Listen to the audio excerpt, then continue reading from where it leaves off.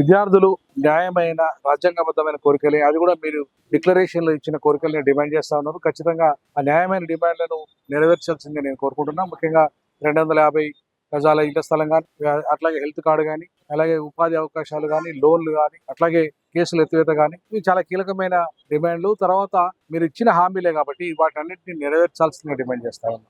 ఇంకా మరొక వైపు ఏంటంటే, ఇవాళ అంబేద్కర్ గారు నిన్న మనం జయంతి చూసాం. అంబేద్కర్ గారి జయంతి మొన్ననే.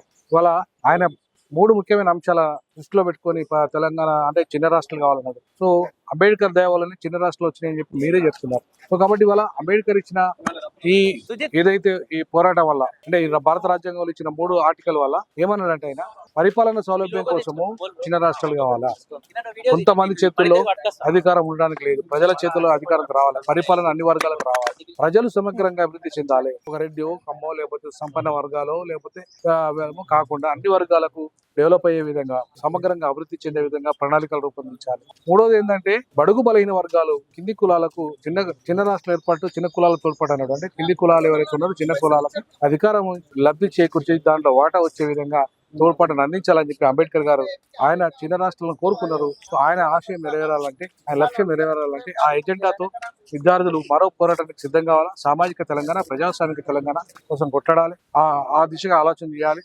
సో అట్లాగే కోదండరామ్ లాంటి వాళ్ళు ఇవాళ ఎమ్మెల్సీకే పరిమితి చేయకుండా ఆయన ఒక విదేశాంగ మంత్రిగా చేయాలని కూడా విద్యార్థి లోకం నేను కూడా డిమాండ్ చేస్తా ఉన్నాను. ఆయన ఒక్కరికే పదవులు కాకుండా మిగతా వాళ్ళకు కూడా, అలాంటి వాళ్ళకి కూడా అవకాశాలు వచ్చే విధంగా వారు కృషి చేయాల్సిందిగా ఈ సందర్భంగా నేను వారిని కూడా విజ్ఞప్తి చేస్తా ఉన్నాను.